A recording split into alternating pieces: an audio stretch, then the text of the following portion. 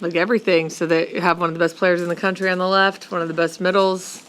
I think they're starting to figure it out with their new setter, and I know they're definitely going to be motivated to beat us. So I think there's more than just one thing. I think the whole matchup is challenging.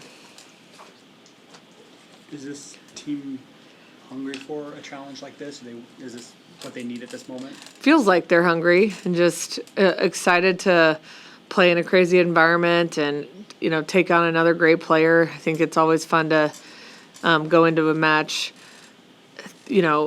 hoping to perform at a high level and be able to slow somebody down. But, I also think this team hasn't had a challenge like that in a while. So, hopefully it doesn't come out that we've been complacent or that, we need this. It'd be great if we played awesome and it wasn't a challenge, but I think most of us know that's unlikely. Penn State and Wisconsin have both had to go to number 2 setters. I guess not specifically, but like generally, what does an All-American setter do to take an offense from good to great that maybe another setter can't? I think the deceptiveness and the confidence of how they run the offense is huge, and just the experience. So, both Charlie and Izzy were both starters from start to finish last season. So that's a lot of games under their belt. And they both had the off seasons with their teams where a transfer and a freshman have a lot less experience, even running the B side in practice or the second string. And then I just think usually All-American setter is very good at all the other parts of the game, blocking, defense, serving. So you're not only losing a lot from the setting position, but just everything else that usually shows up in big moments and big plays, whether it be a great dig or an ace serve that those type of players can deliver. You talk about depth on this team. Now that you're 20 games into the season, how do you feel like the wear and tear on potentially starters and backups is going? I think it's going really well. I feel like we're pretty fresh and, we have a great strength program that our players take very seriously. So it feels like we're in a really good spot physically for it being the end of October.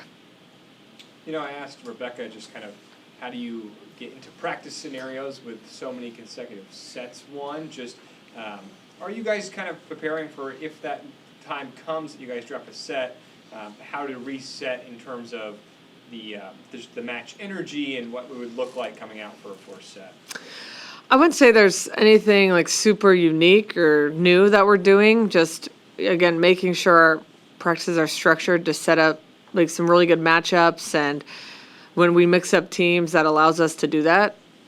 But again, putting our players in challenging situations in practice against other players has been pretty important. I thought yesterday was one of our most competitive practices in a while, so that was a great sign at the end of October when you can walk away practice and say that. So just proud of them for that. What do you mean? What's your relationship with Kelly? I mean, he's another person who's been around for a while. What do you admire about what he's done at Wisconsin, that program?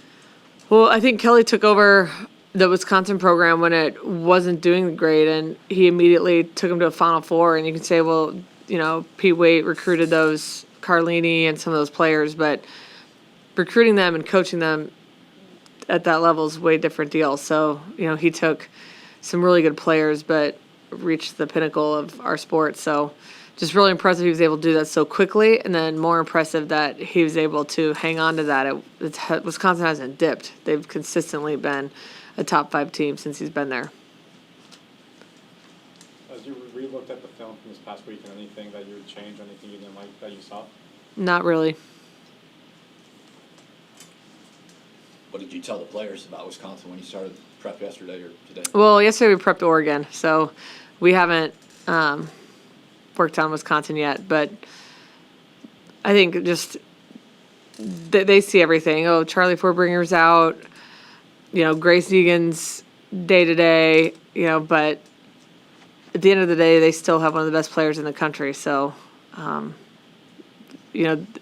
they might not be number 2 or number 1, number 2, number 3 team in the Big Ten every night, but they can certainly do it once, play great. How helpful is it to have, like, Jalen and the assistant coaches that have played Wisconsin now for consistency of years. I know obviously you've had your share of time as assistant coach, but playing as a head coach, taking on Wisconsin.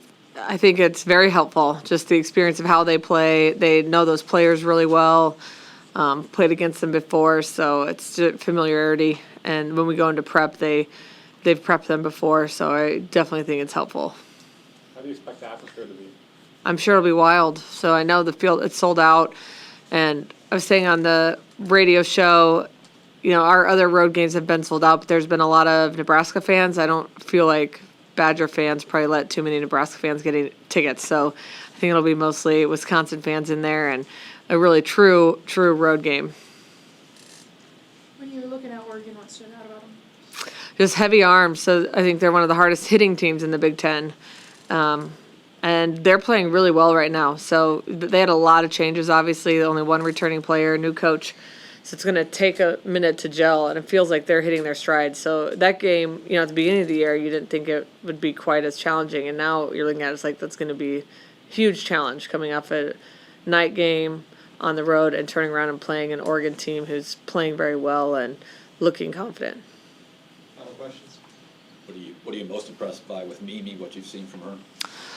Just her consistency. So the numbers she's putting up, no matter how many attempts she gets, and still hitting at a super high efficiency. And then she's so good out of the back row as well. And I think players like that are very challenging because when they go back to serve, you can't think like, oh, thank gosh, she's out of the front row. We can score some points now. It's like, no, because they're just as lethal out of the back row as they are the front row. So you really don't get any break from a player like that.